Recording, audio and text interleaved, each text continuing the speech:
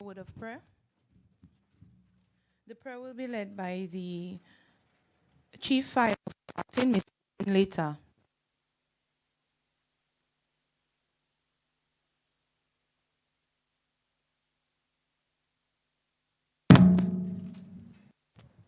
Let us pray. O kind and merciful Father, we thank you for the opportunity to be on the land of the living. At this moment, we ask for your blessing as we move forward with this information to the nation. Father, Lord, we ask you to touch all the speakers who will be speaking here today. Help all the listeners understand what we are saying. And Father, Lord, in your name we pray that this press conference will go smoothly. In Jesus' name we pray. Amen.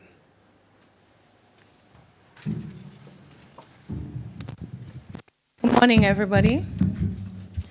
Let me acknowledge the presence of the Honorable Minister for National Security and Legal Affairs, Honorable Rayburn Blackmore. All the division heads, because we have quite a few division heads from the Ministry of National Security. Good morning to you. Of course, the listening and viewing public. I want to welcome you to the Ministry of National Security and Legal Affairs update. As we have indicated in the past and in many different forums, that we will be periodically updating the public on the work that is being done on in different sectors or different divisions of the Ministry of National Security. This is also in keeping with government's policy for greater visibility of departments and to keep the public aware and informed of what is going on, and gives, of course, the press an opportunity to ask questions and to get clarification on pertinent issues. Before we begin with the presenters, I will ask the Honorable Minister for National Security to come and deliver some opening remarks.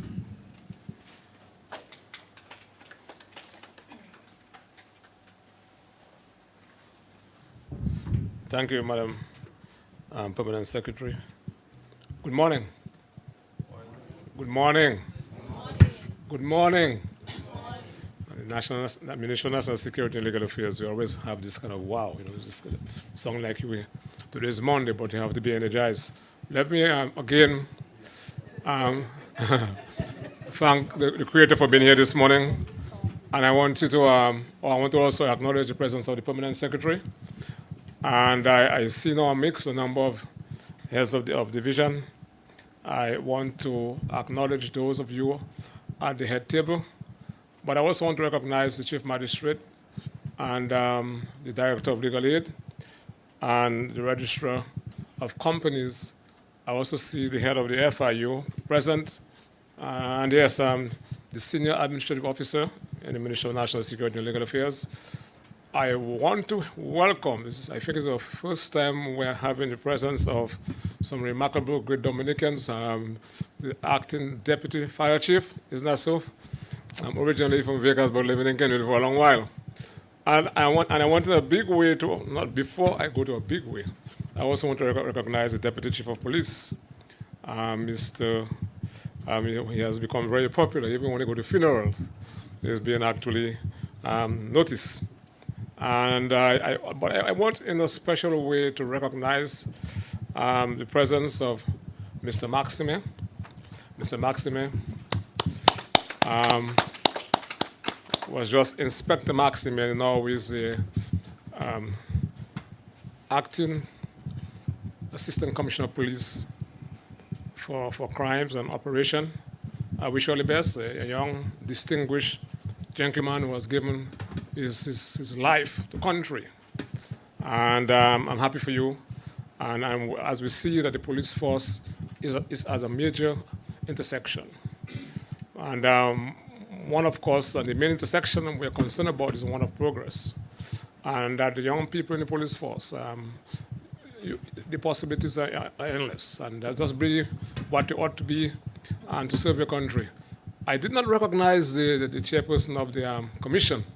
And sorry for not recognizing you, Mr. Roberts. Thanks for being here.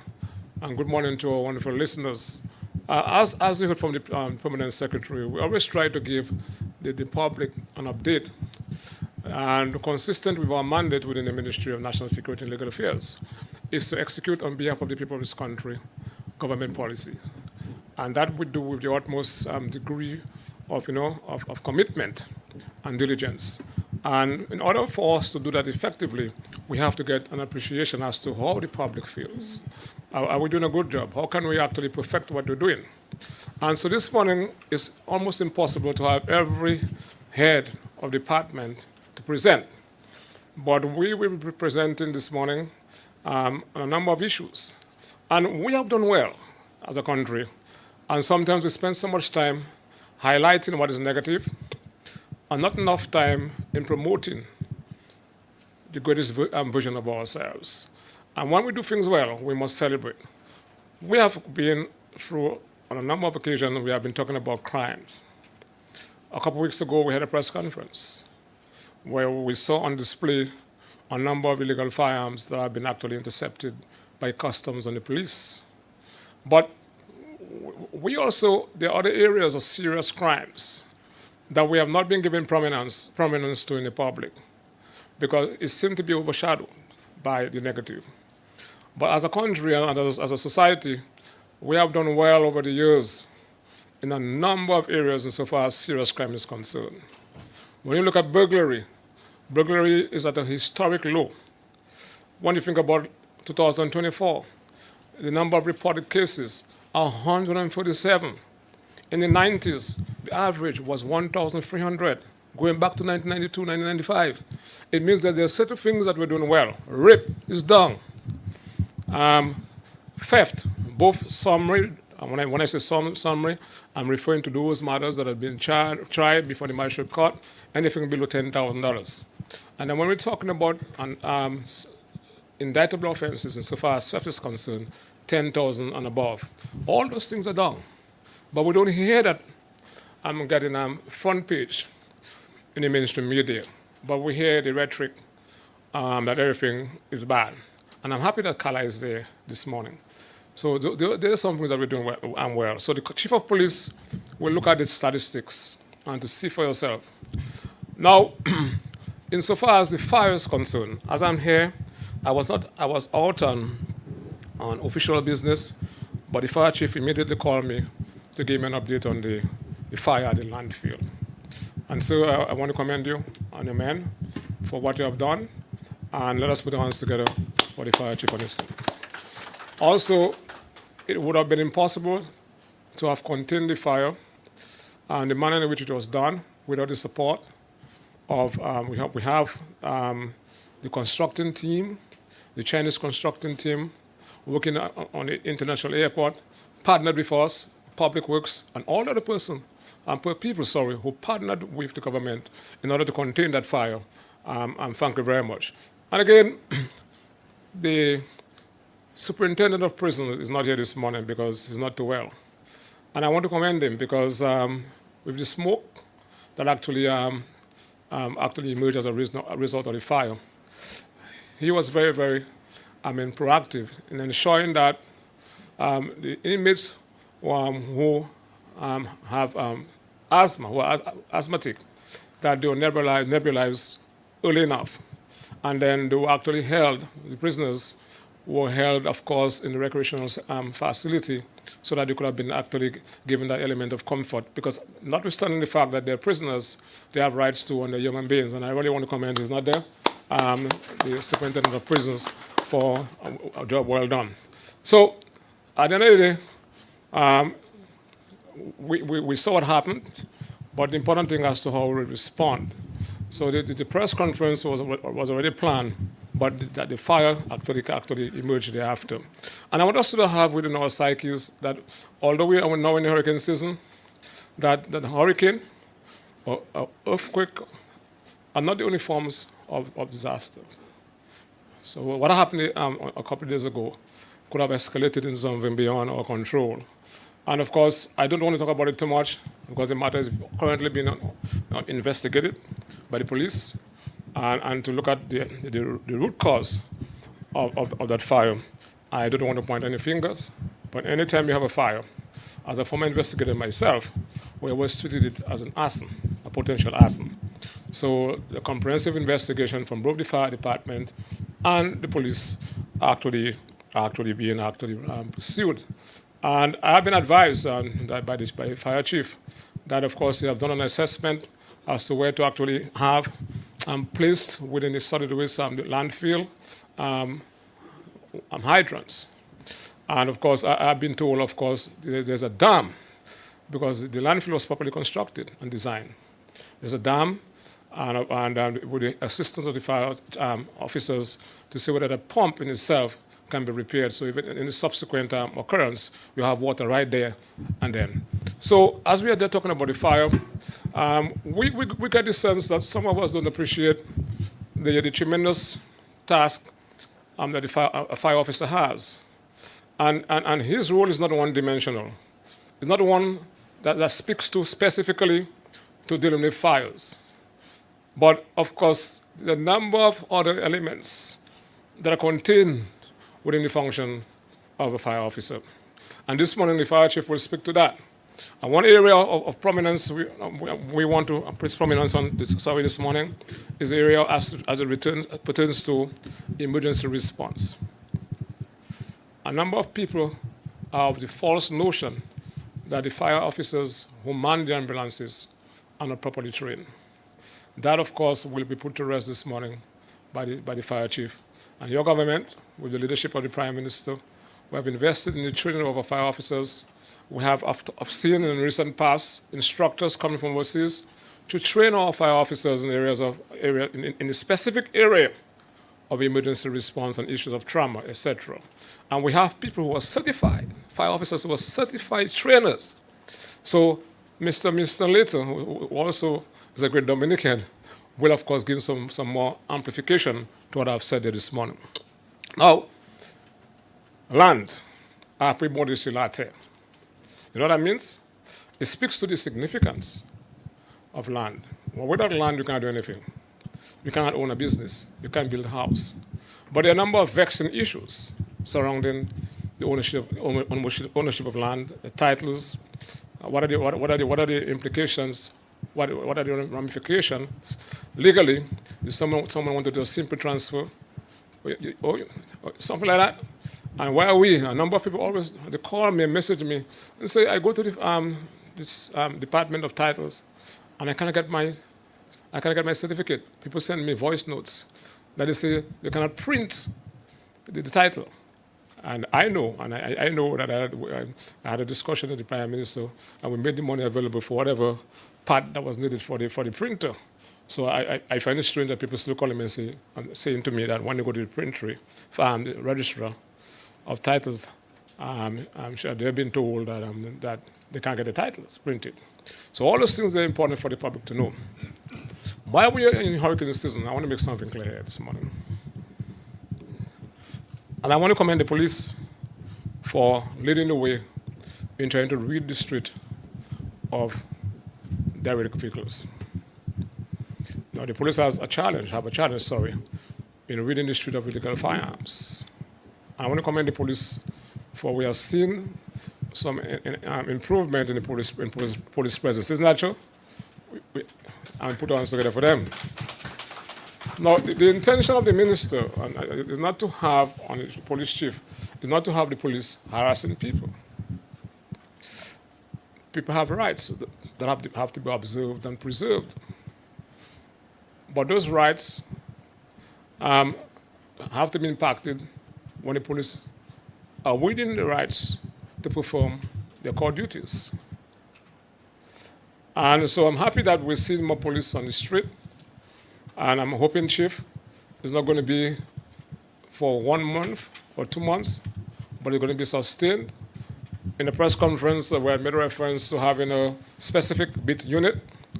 That has been done so far. And we are seeing the officers, but I want to see more officers on the beaches on a Sunday. At the Botanic Gardens, a number of people go there, and especially around the Jackwalk areas. These are vulnerable areas, and we want to see the officers there around the schools, especially around when the school sessions are over, and to assist the students to cross the marking. We have special constables who can assist in doing those things. So all those things we want to ensure that the people of Dominica can walk the streets with a sense of comfort, that there's peace. And of course, we have seen so far the setting up of a unit to deal specifically with community policing. I believe going forward that is key to solving crime in this country and maintaining an environment of peace. Going back to derelicts, there's the false notion that it is the function of the government, it is the function of the Prime Minister, the Prime Minister Malin, okay, to get rid of derelicts and scrap metal and white goods. And there are people within the government apparatus who have core functions to perform by law. By law. And that is why we have to have a full appreciation of the Solid Waste Management Act, which is far-reaching. And I want all of us who listen to me, you can go online, you can come to the ministry, you can get it in flash drives, all the laws of the country, and familiarize yourself with the Solid Waste Management Act. Good morning, DPP. I did not see it. Thanks for coming. And if you're there on your phone, maybe I think it's chapter 4206. I think that, okay, 4206 of the revised laws, 2017 revised laws of Dominica. And let us just read section 40, subsection 1, subsection 2, and go up to 3, subsection 3, Carlisle. So, we're done.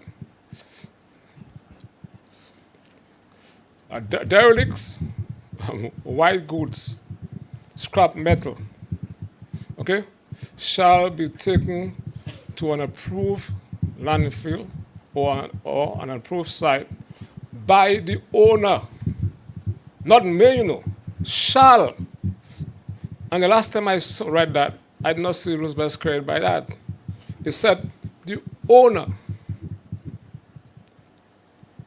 And as we're in hurricane season, and we are thinking of when Itoma comes there, you're going to give a further outlook.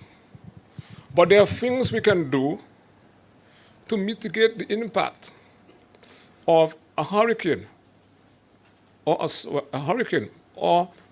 a water event.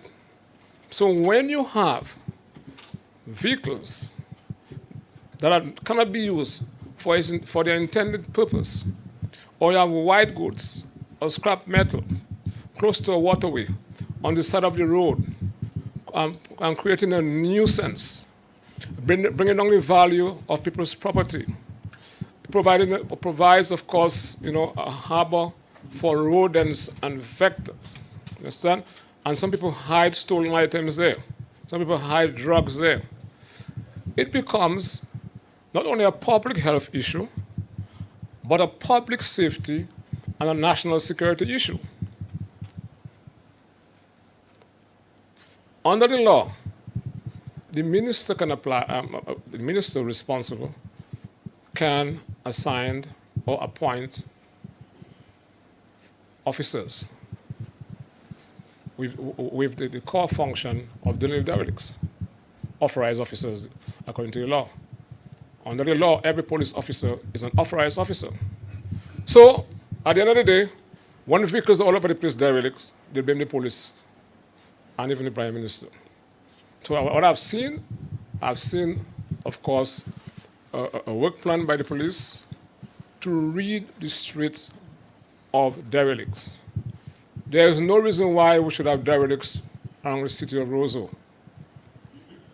I mean, when you went to Goodwill before, as a young boy going to high school, when you heard about Goodwill, it was an epic area. I went to that place, I think Eden's Lake or something like that. You have derelicts all over the place. I mean, bringing down the value of people's property. A public health, public safety issue. So, Commissioner of Police, you have my full support. I understood that 2 weeks ago, at least 60 were marked. I want them gone, because the fact is, the law says, okay, that the authorized officer uses his discretion, okay, can actually ask for the removal of the vehicle by the owner. But if you were to read subsection 3, section 40, subsection 3, it says the same authorized officer may arrange for the removal if the owner cannot be identified. So this thing about you have to give people 4 weeks notice, 2 weeks notice, according to the Parent Act, that is not true. So if officers, other officers, with the core function were failing to act, and the police are acting, give the police support. So we have to ensure that we engage in a national mobilization to ridding the communities and the streets of derelict vehicles, including the illegal. But we cannot name a street after the godfather of this country and have derelicts punctuating that highway. You see? So it says something about us. We are moving, and we're moving fast. I don't want anybody calling me and tell me I saw police with my vehicle. I'm chief, whatever you need. You have a truck from ODM. You have drivers who are so trained in driving those vehicles. Remove the derelicts. Now, I also noticed something. The whole issue of you have people have public events. They are fed.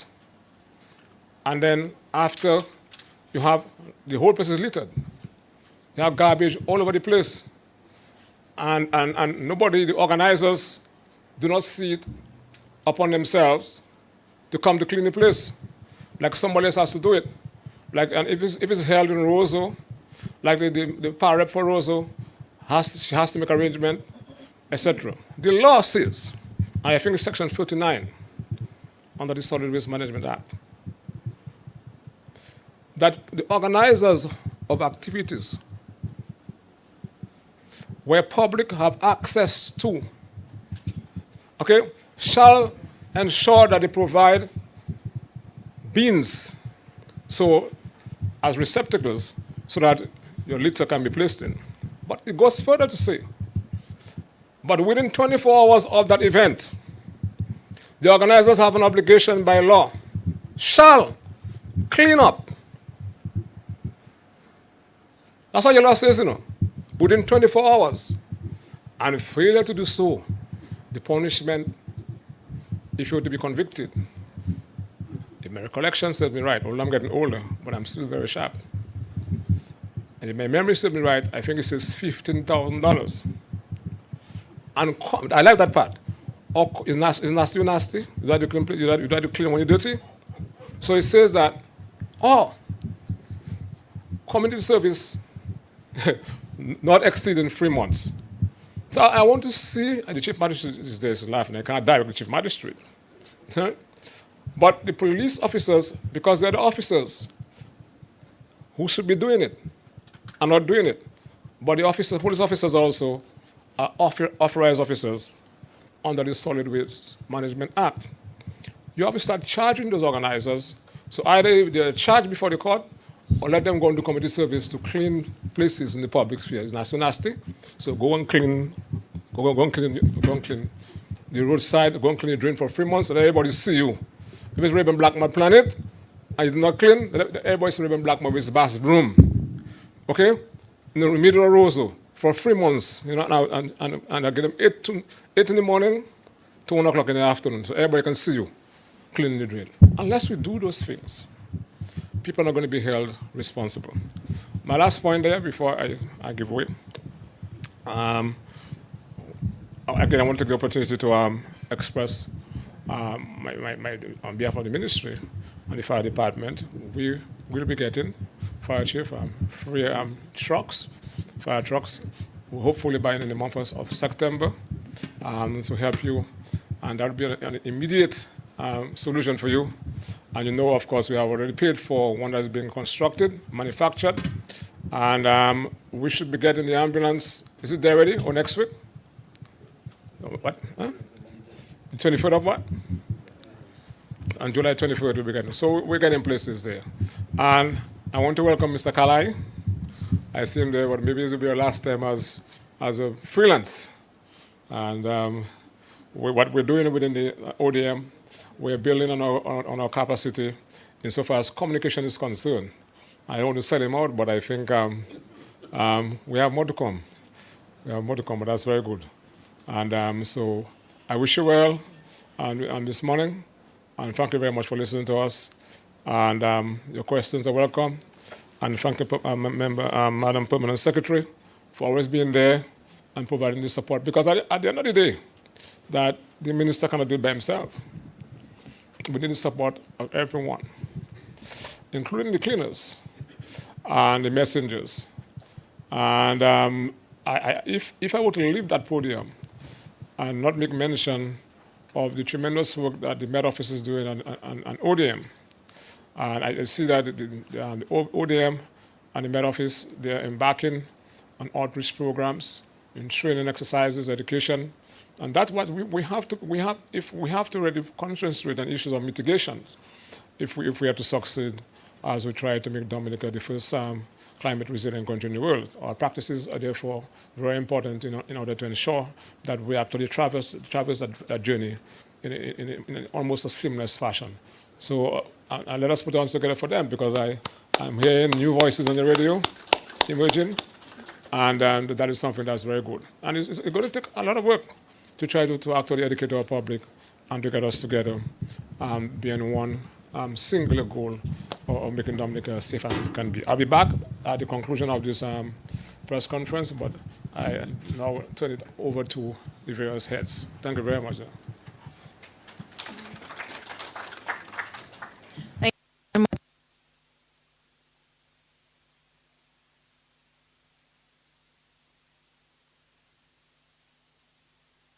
We are going to proceed with presentations from a few departments, primarily the police, the fire, the Office of Disaster Management, the Met Office, and the Registry of Titles today. So that's what we'll be doing from the Ministry of National Security. But we do have a significant portion of our heads present in case any other issues come up from the press that they would want to field or discuss.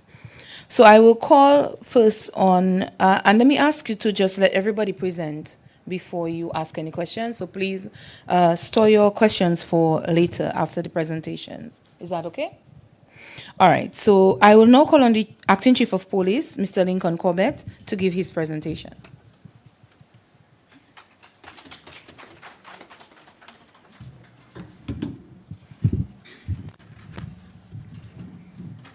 Morning.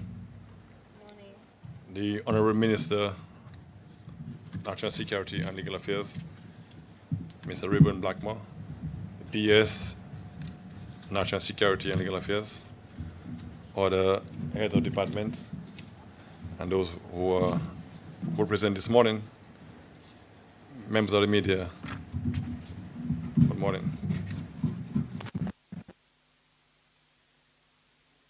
Topic this morning.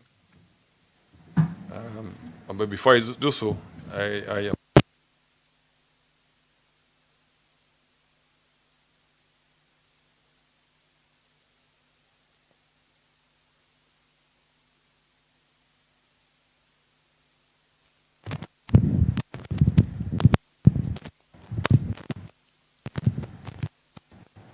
better?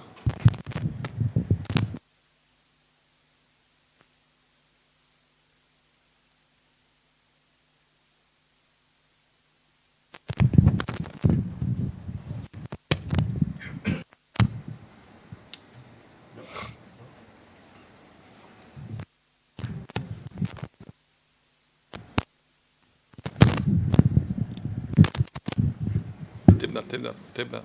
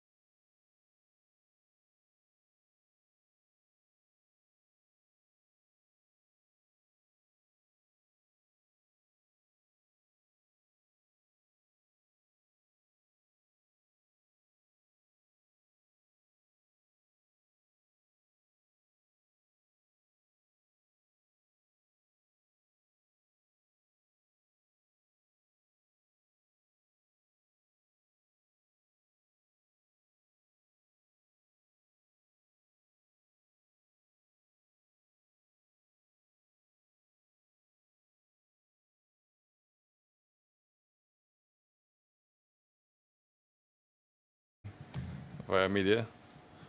I say I will report on 3 areas this morning. And before I do that, I want to apologize because I may be a bit long, but I'll try to keep it within reason. One, on the recent promotions that were made by the Police Service Commission and the Chief of Police. An update on the progress of the recruits, that is the new officers who have been added to the police force, and the issue of crime in Dominica. So the Police Service Commission met Tuesday last week, and based upon recommendations that were sent to them, and also acting on your own deliberate judgment, promoted 19 officers in various ranks. You would have heard the minister mention that of the ACP. So Inspector Maxime have been promoted to the rank of ACP. So we now have our full complement of ranks, from commissioner all the way down to the last corporal, albeit some of them in acting capacity. So Inspector Maxime, as I said, is acting ACP until December the 6th of this year. They also promoted 2 ASPs to the rank of superintendent, 3 inspectors to the rank of ASP, 6 sergeants, assistant superintendent of police, that is ASP, 6 sergeants or 6 corporals to the rank of sergeants. Let me take that. 6 sergeants to the rank of inspectors, acting inspectors, and 7 corporals to the rank of sergeants. All these are acting in acting capacity. I'll just add here that we have also sent to the Commission names for confirmation, and we expect in a short order that we will get those officers. Additionally, acting upon the powers vested in the Chief of Police by the Commission, I have appointed 2 officers to the position of corporal and 18 officers to act corporal. So that brings to a total of 39 officers who have been promoted. And I believe that should be a record. I don't believe ever before we have had so many officers been promoted at any one time. And somebody reminded me that it appears as if I'm the bearer of good news. Because I remember when I came in first acting appointment, 2011, we had a similar situation. But again, some of those positions will have to be filled. And I'm a person that believes that if you work hard, you must be rewarded. I wouldn't call all the names this morning, but we should be having a general meeting tomorrow. And all those officers will be recognized at headquarters tomorrow. Again, I wish all of them well. All of them well. I'll just add, though, that to whom much is given, much is expected, and you're expected to carry the rank and do the work as expected by the public. Again, we work on behalf of the public, and we're committed to the task at hand. On the issue of the recruits, well, they're no longer recruits, but the officers. As you know, on May 21st of this year, 59 officers graduated and joined the ranks of the force. They have been assigned to various sections and stations, and mostly to the Roseau station. The minister would have mentioned the beat unit. The beat unit have been revamped, have been brought back. And for those of us who live in the Roseau area and frequent the area, we'll see a greater presence of officers in the city of Roseau. And from all reports, these officers are very diligent, disciplined, and dedicated, and they continue to perform well. Some say they're troublesome, but again, if you not infringe upon the law, they won't trouble you. And my urge here is that you obey the traffic laws and follow the traffic law. We know Roseau is tight for parking. Do not park on the sidewalk. Do not park on the skip place. Find somewhere else to park. Carpool if you have to carpool. But the officers have a job to do, and they've been instructed to do just that. Not only to give tickets, However, there may become the need to issue a ticket or two. Obey the law, and you won't get any tickets. While we're on that question, we're also in the process of vetting for new entrants. So my urge here is to ask individuals between the ages of 18 and 30 years to apply to join the police force. The force is a very good place to work. Incidentally, the minister may want to say that, but you actually join at a scale that's much higher than everybody in the public service, including a lot of private sector jobs.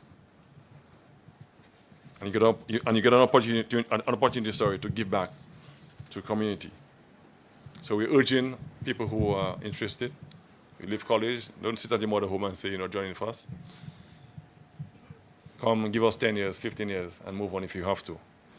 But we're really looking for officers with good caliber, people with good caliber, bright people, if I may add, to join the force.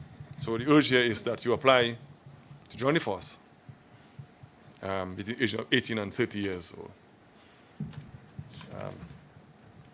On the issue of crime, we continue to observe a very low incident of crime in Dominica.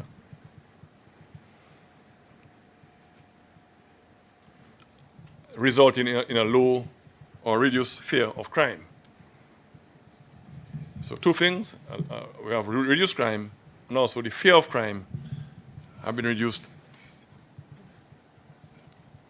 I will seek to give some information, some statistics for the years between 2018 and 2024. I will see from the screen that we have, from the statistics that have been on the screen, you will see generally a marked decrease in crime from the year 2018 to 2024.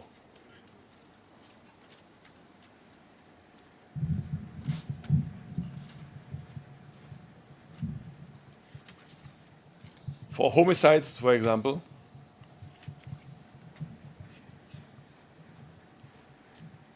the year 2023, we had 19 homicides. In 2024, we had 12. That's a decrease of 37% homicides. For robbery,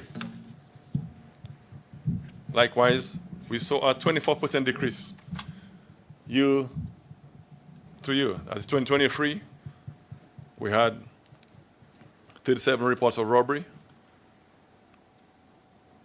I'll take it again. 2023, 49 reports of robbery.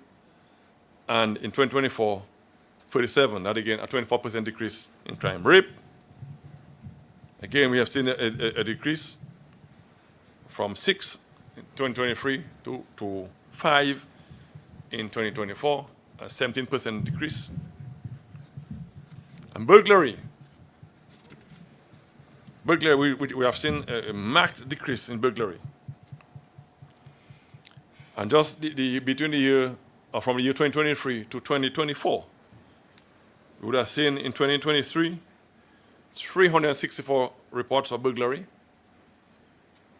And in 2024, 273 reports of burglary. That again, a 25% decrease in crime. So it must be noted that we have seen a consistent decrease in crime over the years. In terms of serious crimes, just going back a bit, over a 24-year period, that is from 2020, to 2024, in 2020, 2000. In terms of serious crime reported to the police, we had 1,682 reports in the year 2020, in the year 2000. In the year 2000, 1,682 682 reports to the police of serious crimes. In 2024, 596 reports to the police. That is a significant decrease in crime.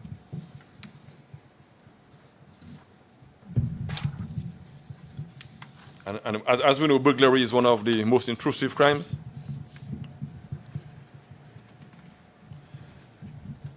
So again, the overall data or statistics depict a steady decline in crime.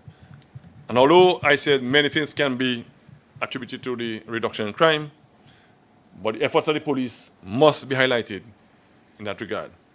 We won't go into the mechanics of crime this morning, but the work that we're doing as the police, we believe, has a significant impact on the reduction in crime and also the fear of crime. So consequently, the police force will continue to implement various strategies to enforce the laws of Dominica and again to reduce crime and the fear of crime. These will include, among others, the formation of the beat unit in the city of Roseau. And again, we have seen officers deployed. And we're not throwing a big stone, Mr. Minister. The intention is to maintain, to have the presence of the police. Again, the bedrock of policing is patrol. We cannot have our city without officers patrolling. We have to patrol the city. Again, that's the bedrock of policing. That's how it started, by patrolling. We have also seen an increased and more robust patrols by the Anti-Crime Task Force. And that again will continue. A greater focus on community policing. We'll also see increased uniform patrols in and out of the city and also in all districts. We'll see mobile and more foot patrols. Again, we'll employ the officers to ensure that they maintain and do the patrols. The minister alluded quite a bit on the issue of solid waste and the removal of derelict vehicles, but he did not give the numbers. Between the police, there's a collaboration of the police and the Solid Waste Management Corporation to rid the communities of derelict vehicles. We have removed over 200 vehicles, island-wide. And again, we are pursuing that task. We're not going to stop. And we've marked, Mr. Minister, not just 60, 150 vehicles just in the city of Roseau have been marked to be removed. And we are between last week and up to this week, we've marked 150 motor vehicles. And you mentioned a certain lane, Eden Lane. We're on it. We're onto it. And what have you seen? We have seen some of the vehicles have been removed, but we're warning the owners of those vehicles. Do not move it from one area and put it in another area for the police. If you're removing it, get it onto your private property or get it to the solid waste landfill where it will be dealt with, crushed, and disposed of. But we won't relent until we ensure that the streets are rid of those derelict vehicles. But again, the Minister mentioned, but apart from there being an eyesore and a source of stress for the citizenry, but they're being used to harbor drugs or firearms and criminals hiding them when we're looking for them. So we're on a drive, and we're going to stop. And the collaboration between Solid Waste and the police, I believe, is a good one. And we're going to keep continuing. So in closing, I wish to commend the officers for their commitment and their hard work that they've been putting in over the years in recent time. And as part of our mandate to maintain law and order in Dominica, we won't stop until we are satisfied that we're creating a significant dent in the issue of crime. I won't speak on the issue of firearms. It's well known about what we're doing, and the minister alluded to it. But as I was saying, we're coming, and we're coming.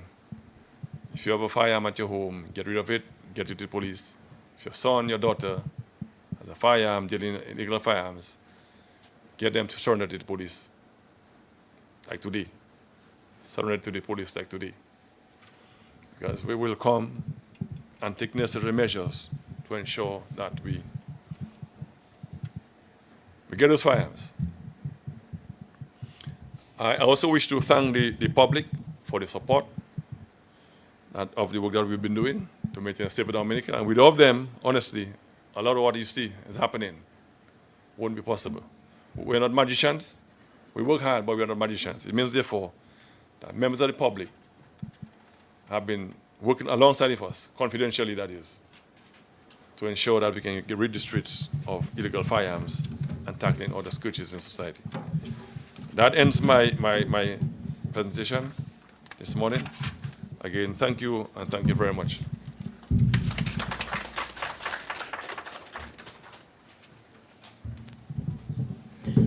Chief, thank you very much for that. I think we should give the police another round of applause. And Chief, a civilian said to me yesterday that they're feeling the police, they're seeing the police, and they're feeling much safer and happier. So congrats to you and your guys. I will now call on the Chief Fire Officer Acting to give his presentation.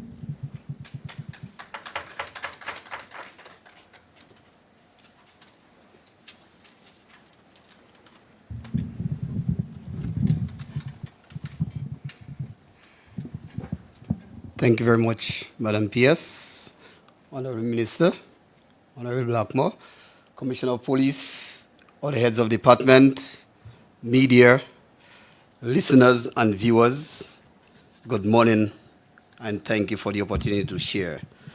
The Dominica Fire Service Division, as part of the Ministry of National Security and Legal Affairs, presents its contribution to this press conference of the ministry. This update will provide information to the nation and the persons listening or viewing this session on the following. 1, update on the division's emergency response strategies, and 2, information of development activities. But before I start, the minister made mention that this press conference was planned before the fire. Yes, before the fire at the landfill. But I would like to say thank you very much and torch the fire officers who fought tirelessly from Monday afternoon at the landfill. Let me also say that this operation saw the involvement of 42 fire officers from Roseau and St. Joseph fire stations, with assistance from some staff from the other stations. The teams performed very well, and I would like to say congratulations to them. As a matter of fact, for the last 4 such fires at the landfill, this one had the quickest knockdown time. So the other 4 went for like 4-5 days, but within 24 hours, we had a serious knockdown and mopping up procedures started. Would like to thank the staff of the Office of Disaster Management, landfill staff, Ministry of Public Works, yes, 2 Chinese construction companies, the police, residents of Stock Farm and Fonkole for your patience, and all other individuals and entities who assisted in those efforts. The WASCO and the Roseau District Primary Health Care, I will spend a few minutes talking about them. The WASCO ensured that the water supply was steady.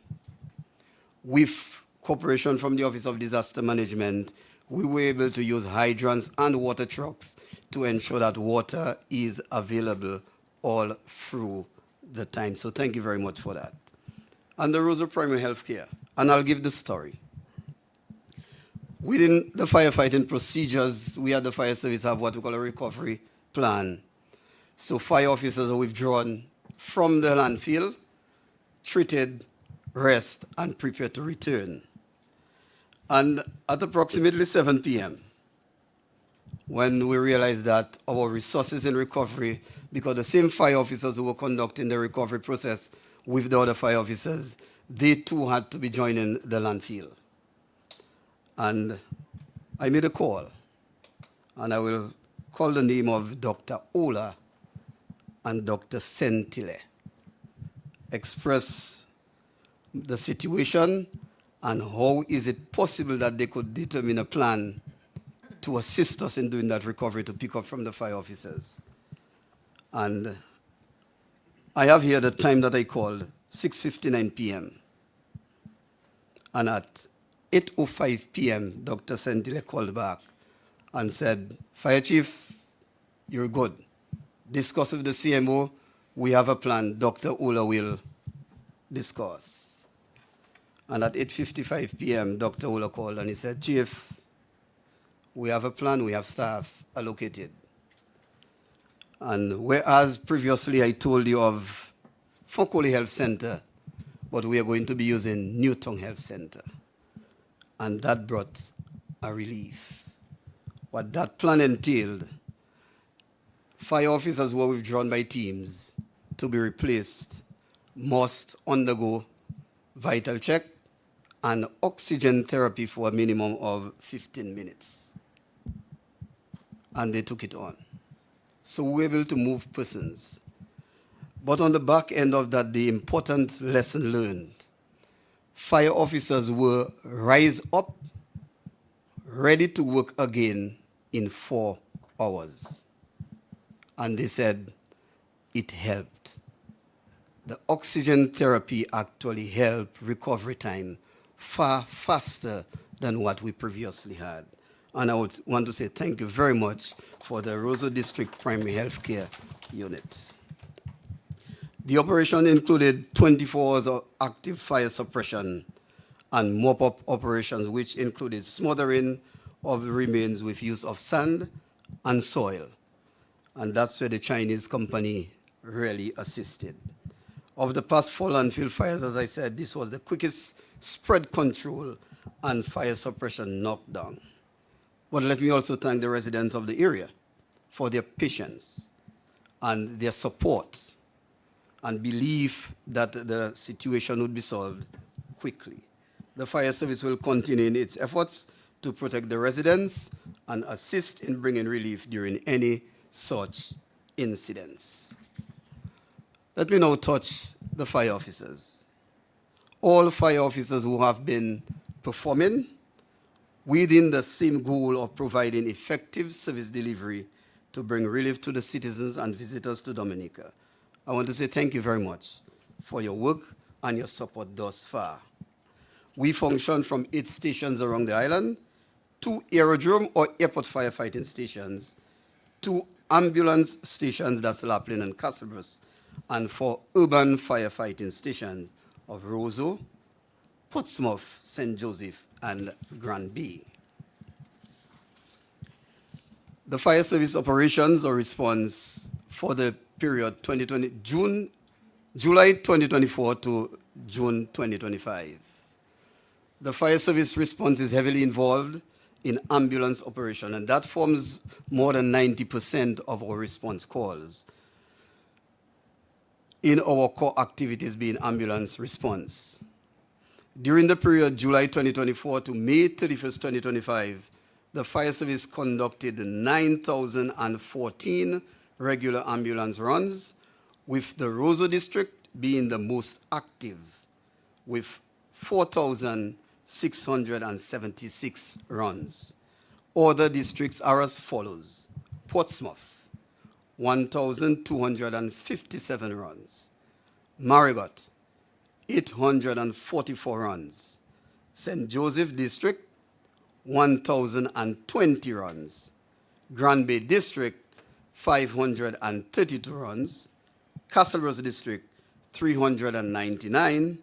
And the Lapland District, 286, which is the smallest of all. In addition, 82 motor vehicle crash incidents were responded to. This accounts for a total of 9,996 ambulance runs. The fire service during the period also responded to a total of 108 fires, which include structural building fires, 33, motor vehicle fires 16, bush and forest fires 59.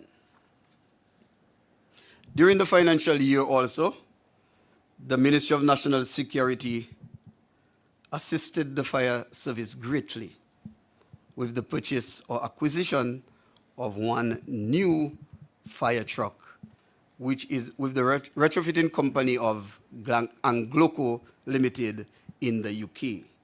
And that's at a cost of 1.5 million EC dollars. The construction of these fire trucks commenced in April 2025 and is expected to be completed and delivered within 10 to 14 months.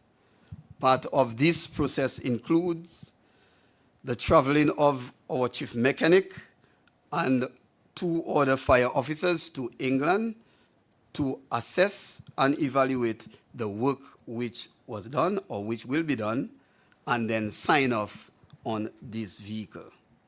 This dual purpose tender will greatly boost the capacity of the division by adding to our existing fleet.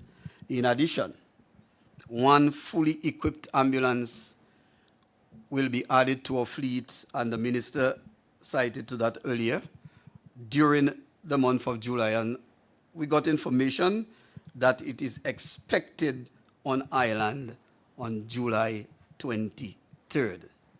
That vehicle was purchased at a cost of just about 310,000 EC dollars. This ambulance is equipped with monitoring devices, stretcher or gurney as we say it, also wheelchair and wheelchair access to this ambulance, and other important equipment like a modified oxygen system. The ministry is currently pushing efforts to acquire even more, and we know that we will get more in the near future. Fire station buildings, the housing of staff and equipment is of priority to the Ministry of National Security and the Dominica Fire and Ambulance Services Division.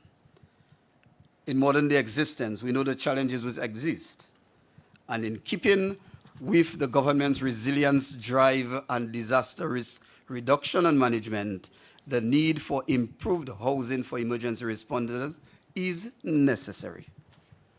And the much anticipated Granby Fire Station is progressing satisfactorily.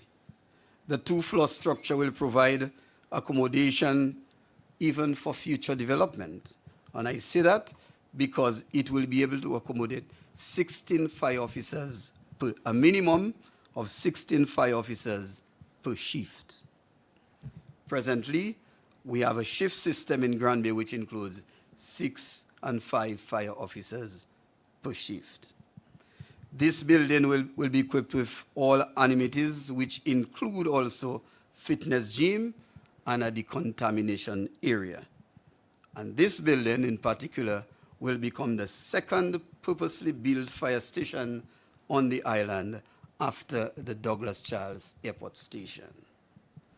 Worthy of noting also, and it brings a smile to my face, for those who cannot see, you may even hear it, is the proposed construction of the La Plaine Fire Station. The government of Dominica, in collaboration with the United States Southern Command, are advancing in plans to construct a $2.1 million fire station in the La Plaine district. So, yes, the minister has qualified it, 2.5 million US dollars. And that is a great step, and we appreciate that greatly within the fire service, because that is also in keeping with our plan to improve on the emergency coverage for that particular district. Human resource capacity development. The fire service in recent years have experienced increase in its human resource capabilities with the inclusion of new persons to our establishment or new positions to our establishment. These allow for better management of staff and a greater output in our service delivery. Following an increase in the human capacity in 2023, 17 staff were upgraded in status from temporary fire officers to the position of fireman effective January 1st, 2025. They received their letters of appointment and are coping well. This was a welcoming moment. The fire service prides itself on an innovative staff, providing service to the citizens to protect life and property and to promote recovery from trauma and other life-threatening situations. This therefore requires that fire officers be involved in everyday skill updating and practice. Such skill development is common at all stations and plays a critical functional role in areas such as urban search and rescue, emergency medical, trauma, resuscitation, first aid, safety, and fire suppression. Worthy of noting is the recent completion of a program which started in 2023 in trauma and resuscitation, which ended in February of 2025. This program was conducted with the assistance of instructors from the St. Lucia Fire Service and an NGO called GEMS.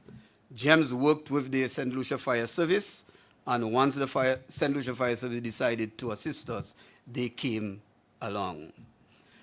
We started with 13 trauma and resuscitation instructors training in 2023. So 13 staff were trained as instructors. Subsequently, these instructors, with the assistance of the same St. Lucia Fire Service officers and GEMS, facilitated intensive certification program for 121 fire officers.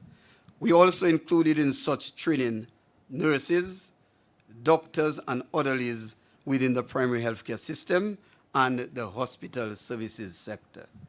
The initiative aided greatly in developing new skills to some and as a refresher for others. It also allowed for healthcare providers to acquaint themselves with the work that emergency medical responders, EMR, procedures in what we do. Community-based training. The fire service has existed as a partner to the community because we work for the community. We continue to be the community continues to be the center of our service delivery program. Such partnership is evident in our involvement in community-based training and education. We continue to partner with the ODM in bringing CERT to the various communities.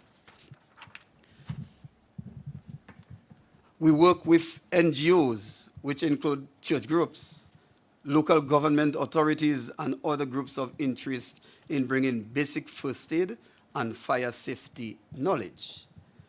This year in particular, a program which we are very proud of is a program that we have been doing with the caregivers, the Yes We Care program. In a more significant way, we have trained and built the capacity of caregivers in certain districts. We have completed training in the St. Joseph district, the Castlebrook district, the Portsmouth district, and the Marigot district. Caregivers are trained in handling of bedridden clients, dealing with trauma, evacuation, applying simple first aid treatment, and techniques of CPR.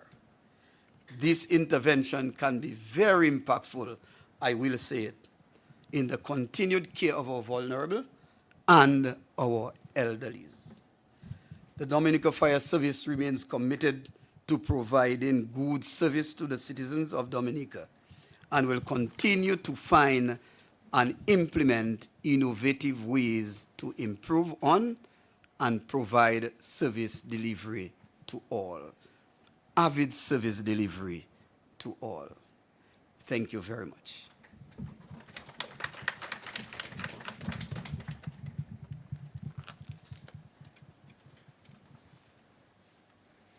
Thank you very much, Chief. Can we have another round of applause for the fire service, who we are very proud of. They always remain outstanding. I want to encourage them to continue to do their best. I will now call on Mrs. Janelle Macpherson, Program Officer, to present for the Office of Disaster Management.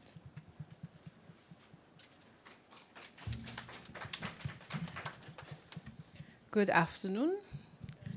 I wish to acknowledge the Honorable Minister, Rayburn Blackmore, and the PS of the Ministry of National Security, Ms. Joanne Commodore.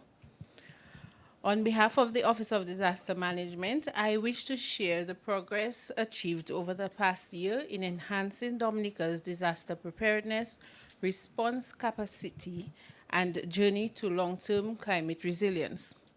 The ODM remains firmly committed to its mandate of strengthening national resilience through effective disaster risk reduction.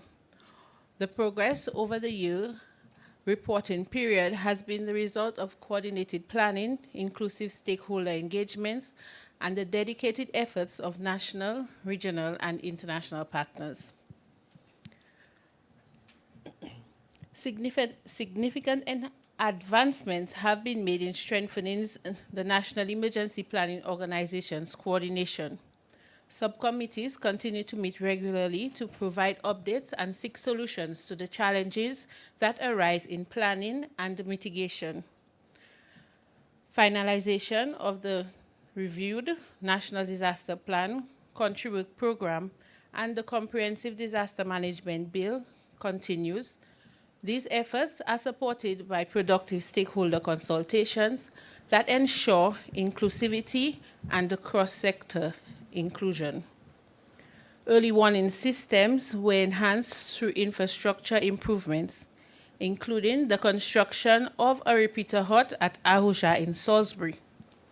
Given Dominica's mountainous terrain, the hut will enhance the extended radio coverage island-wide and will physically house and protect repeater equipment from weather, moisture, and vandalism, ensuring communication systems are secure and stable and long-lasting. These repeater systems are critical for emergency radio communication and ensures that first responders and essential services have a more robust and dependable communication network for coordination pre- and post-impacts of any disaster. A new partnership with SpaceX Starlink is also being negotiated for support to improve communication redundancy after the impact of any major disaster. Public education and awareness programs continue to expand. Staff of the ODM have implemented innovative and youth engagement initiatives, which include the Dominica's Kiddie Skid Disaster Competition, Disaster Preparedness Summer Camp, a high school public speaking competition, and last year, the disaster inaugural Ready Kids Quiz Bowl competition.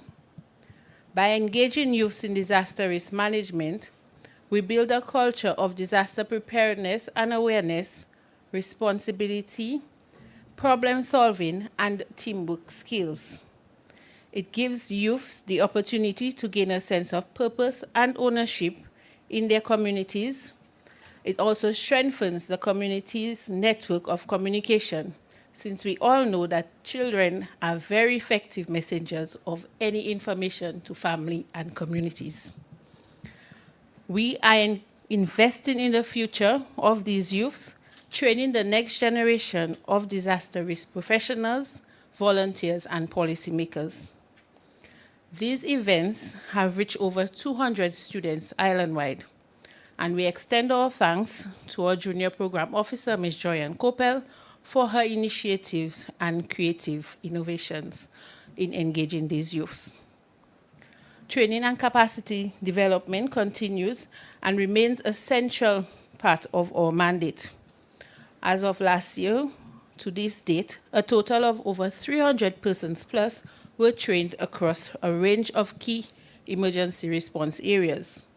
These include radio communication, shelter management, basic first aid training of trainers, where 15 persons were taught to go out into their communities and enhance the skills there.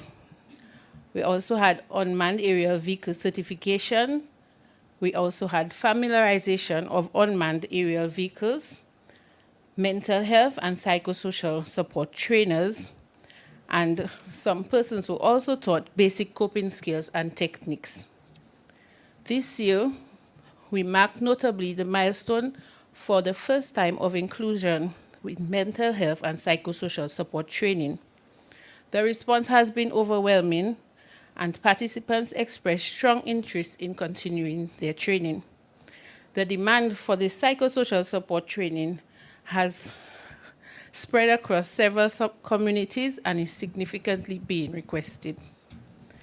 The inclusion of mental health and psychosocial support in disaster management is critical, as disasters often result in trauma, anxiety, and emotional distress. If these are left unaddressed, it can affect individuals' ability to make decisions, respond effectively, and to support others. By equipping frontline responders and community members with these basic psychosocial skills, we help ensure a holistic recovery, addressing both the visible impacts and invisible impacts of psychosocial toll of disasters. Additional rounds of trainings are scheduled to commence in the next few weeks and to further expand the critical capacities of all our district and community volunteers. The ODM continues its work at a community level with all outreach programs in Koliho, Biosh, and Jubla during the month of June. Additionally, enhancement work is ongoing at the Salibia Primary School to improve its capacity as an emergency shelter for the Kalinago territory.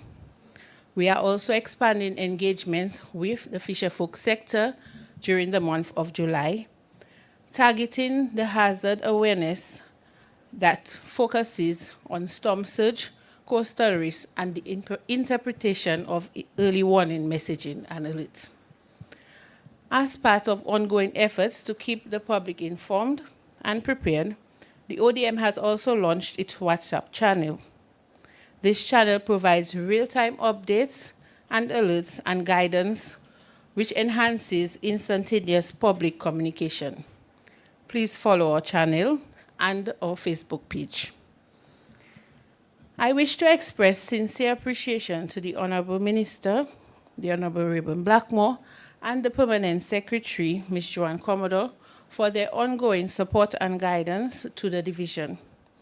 Additionally, to the staff of the Ministry of National Security, a heartfelt thank you.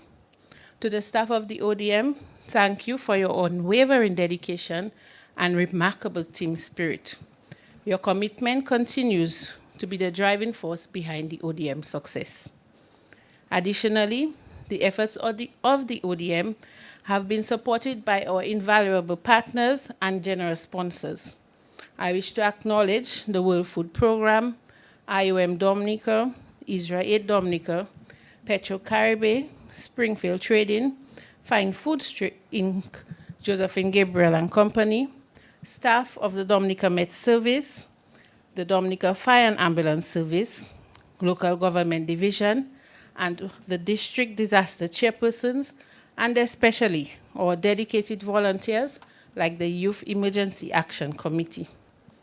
In conclusion, the ODM calls on every citizen, adopt preparedness as a lifestyle.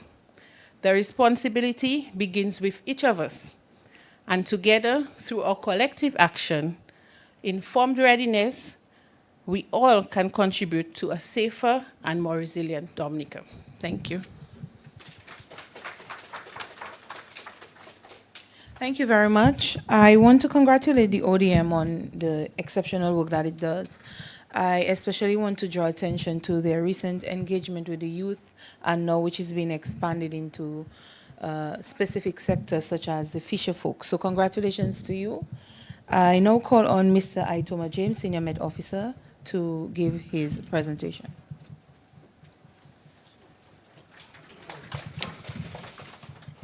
Still morning. Good morning, everybody. Let me start by acknowledging the presence of the Honorable Minister for National Security, Honorable Rayburn Blackmore, and the PS for National Security, Miss Joanne Commodore. Also, all the different heads of departments. Good afternoon. All right, so I will start by giving just a brief update on the current hurricane season. The hurricane season started in June, well, on June 1st. That is just a little over a month now. And the prediction from all of our reputable sources is that we are expecting an above normal season.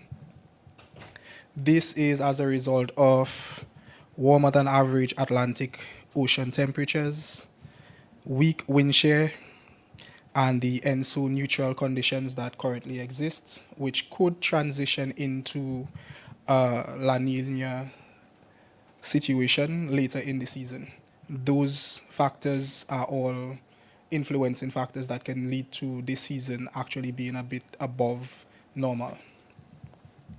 So far, we have had, for the month of June, 2 named storms. So we had Andrea on the 24th of June, which quickly dissipated, and Tropical Storm Barry on the 28th. This one actually impacted the northern Central America, Yucatan Peninsula, and eastern Mexico, causing over $2 million worth of damage and 2 fatalities. Currently, there are no active tropical storms in our Atlantic basin. Just to update the public though, because I have been getting a lot of calls asking about the weather for today. We are expecting a tropical wave to pass through. In context, it is not expected to be anything as grand as what happened over the weekend, because I understand that a few people are a bit antsy. We have had a lot of rain over the weekend and relating to a tropical wave, and we are now saying that there's another tropical wave. So people are a bit cautious, but we expect there to be a tropical wave passing through the region today, sometime later this afternoon and into the night, which could cause some rain. So persons in areas prone to flooding and landslides should, continue to be prepared, be alert, because there's the possibility of rain, but we do not want to have people being too anxious and, overdoing it. But just be aware that you are in an area that could flood, and you should pay attention to what the weather conditions are like. Additionally, we just want the public to understand that while we have a slow start to the hurricane season, the peak of the hurricane season is usually in August, mid-August to October. So we need to pay attention to that, not because we have not had a lot of activity that you should drop your guard and think that the season may not pan out or the forecast may not be what is expected. Preparedness is key, and we need to continue being prepared and making sure that we do all that we need to do to stay safe for us and our families. This year, the Met Office has also decided, in an effort to continue educating the public and informing the public of what is going on as it relates to weather, to add to its alerting capabilities the Common Alerting Protocol, which is something that has been established worldwide. This system will allow us to push information directly to the media and to other social media influencers and the public if they so choose to sign up. But you will get that direct alert from the Met Office whenever we have any systems or any weather conditions that could cause any adverse effects. We are currently planning our final training with our staff so that we can better understand how to provide the public with that information and make sure that it is provided in a manner that they can at least understand and act on it. So we have some final training coming up for our staff, and then we will roll out that plan and inform people on how you can sign up for it and how you can get that information. Additionally, we have, as a Met Office, tried to help in the development of resiliency in Dominica by assisting our policymakers with information that they can help in their planning. So we have had our National Climate Outlook Forum, which is a discussion that is based on a forecast for long-term periods that can assist our different sectors in being able to provide the public, plans for their sector with sector-specific information. This year on our wet season / hurricane season forum, we had specific information for the health sector, and we have developed some products that could go directly and help the health sector in their planning for the season. Additionally, upcoming, we have another forum that spawned out of the National Climate Outlook Forum, which we expect to have on the 31st with the Ministry of Agriculture. This one is aimed at providing climate services specifically for the Ministry of Agriculture and the farmers. So we hope that we have a good turnout from the Ministry of Agriculture and the different farming entities to help them in their planning for the season. And yes, so that I think comes to the end of my presentation. We just want to let the general public again understand that we have not yet gotten to the peak of the hurricane season, and we expect people to pay attention to the weather forecast, the information that we provide. We will be partnering with the Office of Disaster Management in some outreach projects.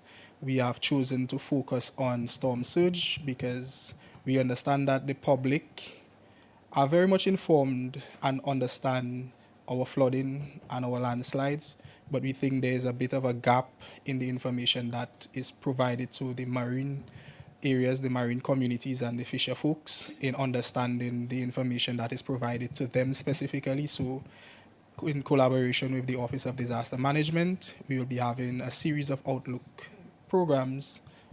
programs, explaining the disaster and the hazard that is storm surge. Thank you.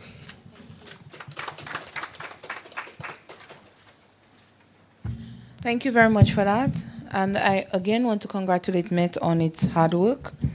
We will now accept any questions from the press. Oh, I'm sorry. My apologies. We do have one more. We've saved the best for last. Our Registrar of Titles, Mrs. Francois.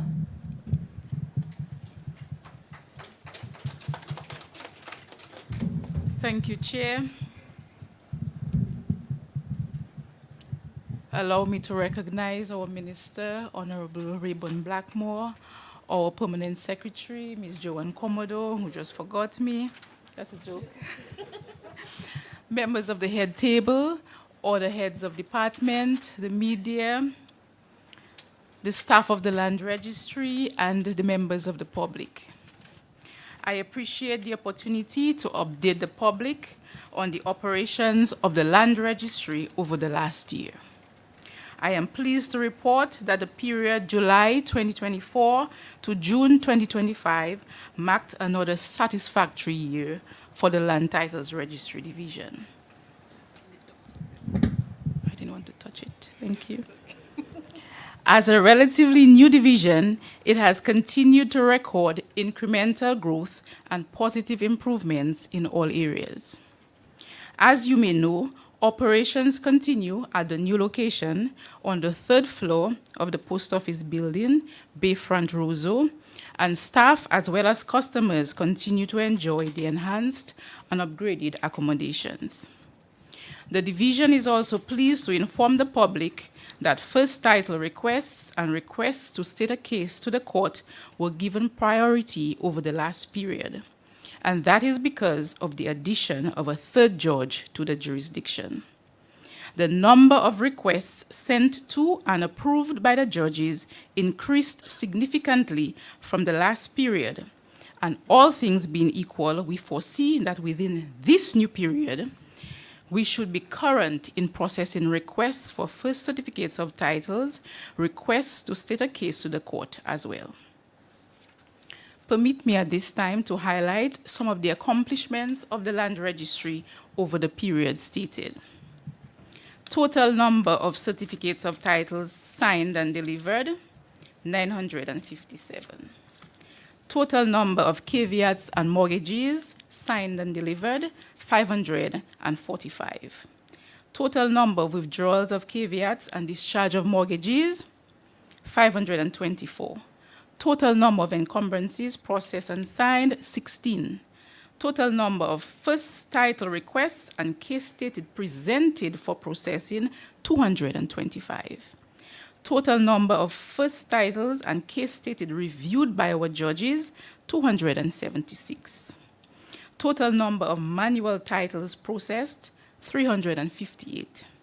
Total number of titles processed electronically, 694. At this time, I would like to give the public a general idea of the time involved in processing the various transactions. Now, you should bear in mind that these timelines are not fixed, and in some cases, it may be longer or it may also be shorter.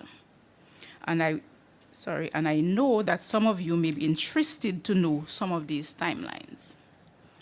Processing time for caveats and mortgages, generally 4 to 6 weeks. Processing time for withdrawals of caveats and discharge of mortgages, approximately the same thing, 4 to 6 weeks. And 4 to 6 weeks. No, 4 to 6 weeks. Processing time for encumbrances, 4 to 6 weeks as well. Direct transfers, processing time generally about 5 to 8 weeks. Part transfers, generally speaking, about 8 weeks up to several months, depending on the need for what we call the hatch-off.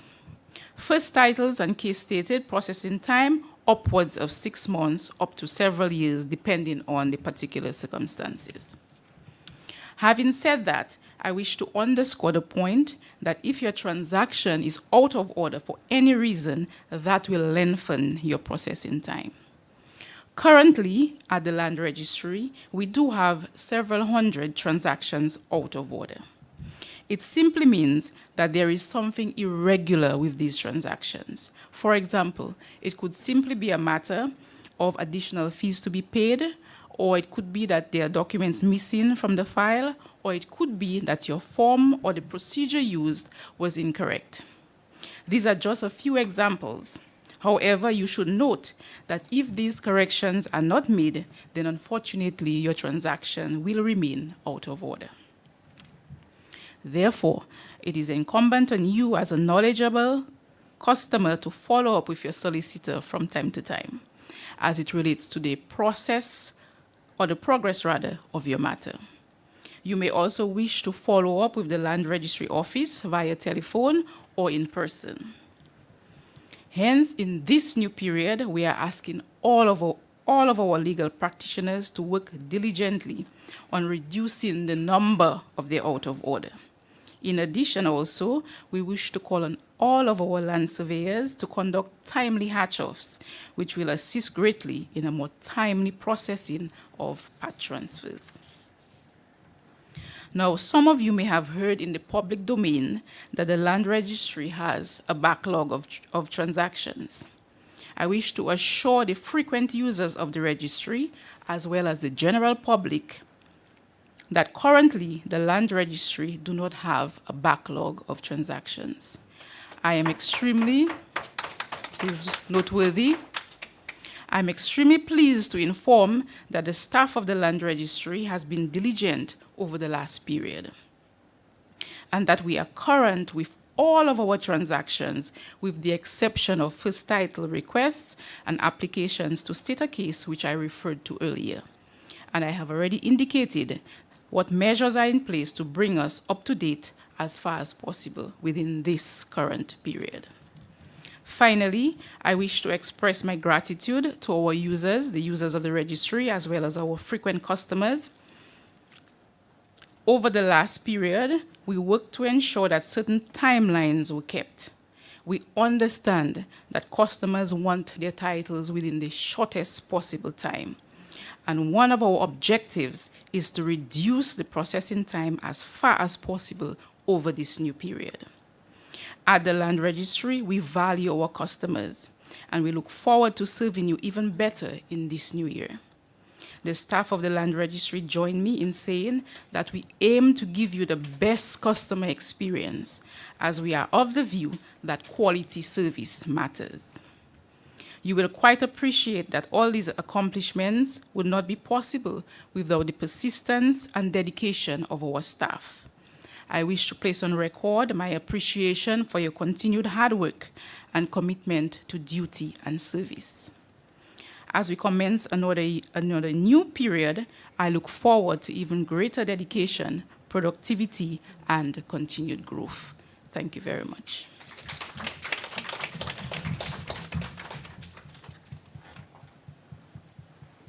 Thank you very much, Mrs. Francois. I think we should give you a round of applause again. For some time now, we know that the challenge with the backlog at the Registry of Titles is something that has been worrisome, but we're very relieved to hear that we have made significant progress. So congratulations to you, congratulations to the staff. And now we are actually at the end. So I will ask the press to ask any questions. No, he goes after the press. You want to come now, Minister, or after the press? No, okay. Thank you very much. Let's put our hands together again for the presenters. And I believe Ms. Francois was observing the time, the protocol. And she was very concise, and I'm very happy and elated to have heard her said that that they're current. And it speaks to the tremendous work that your government has done over the years in ensuring that the accommodation for the employees and people who are actually fetching the services at the Registry of Titles is the best that they have seen in the history of Dominica. And I believe for that, PS, we have to say thank you to the government for ensuring that that the monies were made available in the area of $4 million to refurbish the building, so no one is talking about the leaks and etc. And when you go to the registry, whether it's the general registry section or the title section, you feel an element of welcoming, and that demonstrates the commitment of the government to working on the behalf. When the Commissioner of Police spoke, he made reference to a beat unit. Now, sometimes when we speak, maybe the public might ask, what is a beat unit? I mean, the police want to beat us or something? No. So I see things from a practical standpoint. When I joined the force, I can recall Claude Wicks and myself, we worked general for about 3 weeks. And so I was posted on beat number 1. So what it is, I think, they have about 4 beats, it's not so. I still have my little beat book somewhere in my and I kept, don't forget, I kept my Sergeant Stripes. And I have my steam book there. So bit number 1, what happens is that Rosa was demarcated. So all the streets were actually placed into bits. And then, for example, bit 1 would be places like the Bayfront or East and Old Street and stuff like that, or King George Office Street, something like that. South, that is bit 1. So you have bits for all the sections, so Kennedy Avenue, etc. Then bit number 2 would be King George Street. And what's that effect? So when you hear about bits unit, it's not police walking the baton and we want to beat you. It's simply is a word used for, that speaks to the demarcation of Roseau into segments. So if you are posted on bit number 1, the officers who are posted on bit number 1, and your supervisor comes to look for Constable X, and you're on bit number 2, what are you doing there? You're supposed to be in bit number 1. You understand? So I wanted to say that so people can have an appreciation, because some of us who are listening and watching may not know those police terms, etc. So it's not something to get scared about. The police doesn't want, a police officer does not want to beat anyone. So simply, on the other, bit number 3 would be places like Bath Road, etc., etc.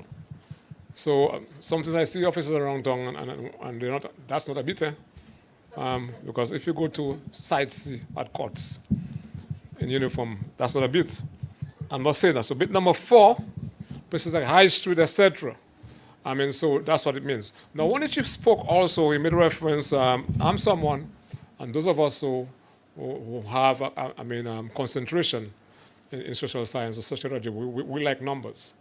and we like to look at patterns, so historical patterns. And so when I look at burglary, I go back way back as 1991, 1992, and I come up to what that current period we're now at. And when I look at 92, in the early 90s, 91, 92, burglaries actually average 1,200. And that is historic. And you're talking now, last year, was how much? Huh? 347 or 397? 273. Last year was how many? 273. All right, I have it there, all right. I want to make sure I have it right. Huh? 273, yes. Right, 273 last year. All right. Now, when I look at rape, rape was significantly higher in the 90s than now. Am I wrong, Chief? Well, we have to say that. So I have the records there. When I look at unlawful what? Unlawful sexual intercourse. It was higher than now. So it's important for us to put this thing into proper perspective and context, therefore. When I look at indictable theft, and I go back, and we did those in 1991, for matter of fact, we had 58 in 1991. We had 58 indictable theft. That is theft, 10,000 and above, that actually dealt with before the Supreme Court. And when you look at theft now, indictable theft now, in 2024, can you give me an idea what it is right now, Mr. Commissioner? 37. Huh? 37. No, in 2024 was 29. Indictable theft. Isn't that so? Yes, sir. Oh, thank you very much. So I'm saying, so I'm going back into the 90s, 1991, when some of you here were not in the police force. When some of the people like the DBP, 1991, was, I think she was not at the college yet. Because the reason why I'm saying that, I don't think she was a baby, because no, she was not a baby, because in 1999, thereabout, she was in one of my classes. Isn't that so?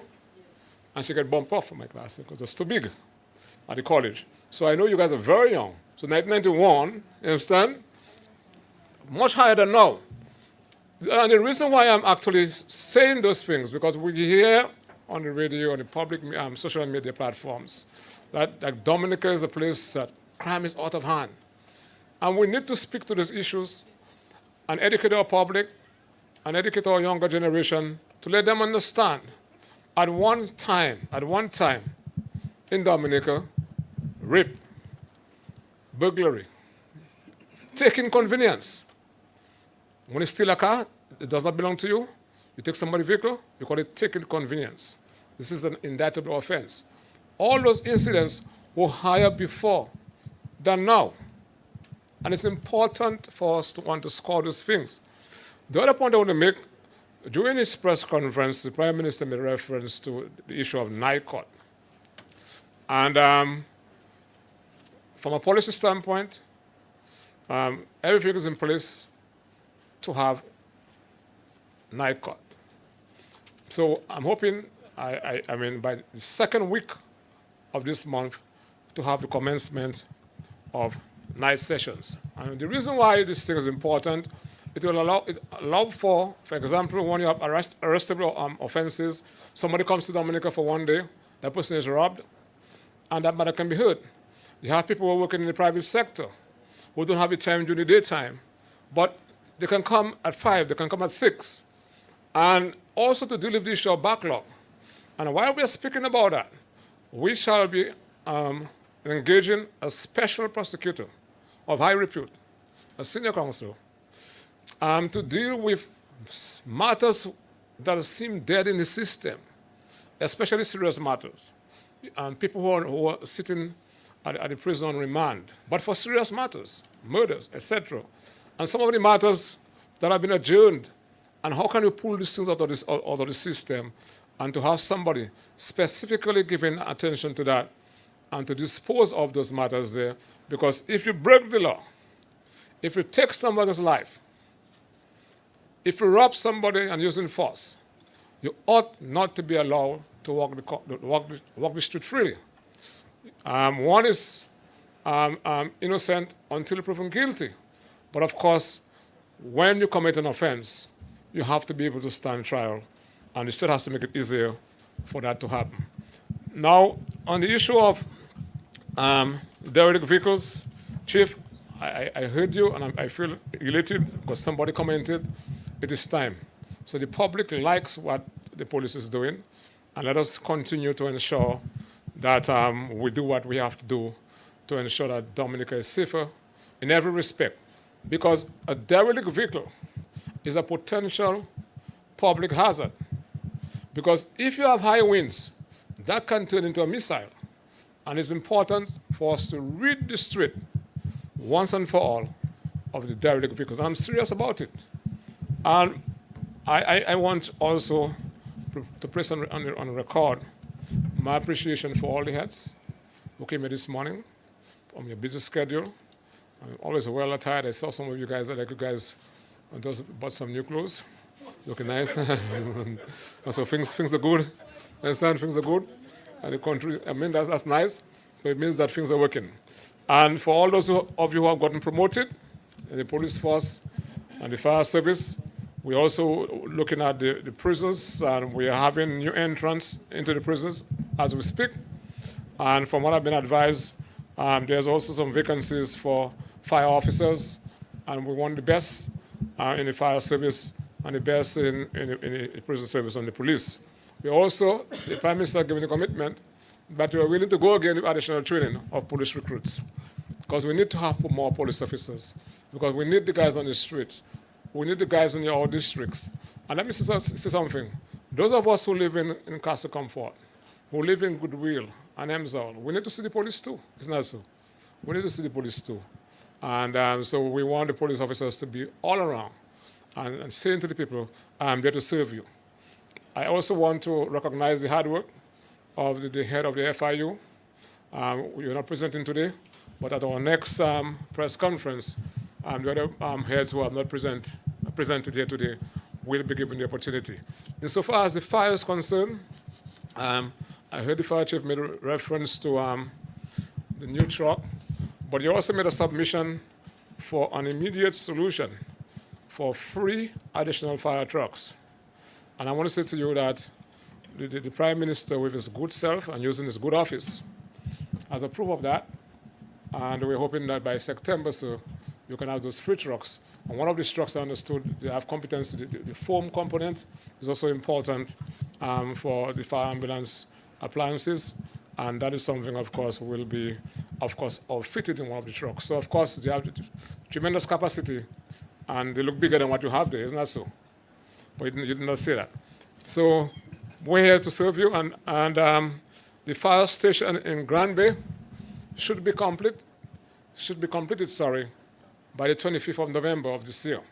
We're also building a new court for the Chief Magistrate and the magistrates in Grand Bay. As we are speaking about magistrates, we are still looking for additional magistrates to be appointed, and we have to ensure that we make this country safe and the best place for people to visit and to live, and that is Dominica. Thank you very much. Thank you, everybody, once again for coming to our brief press conference. And please, we want to invite you to partake in some snacks with us. Thank you.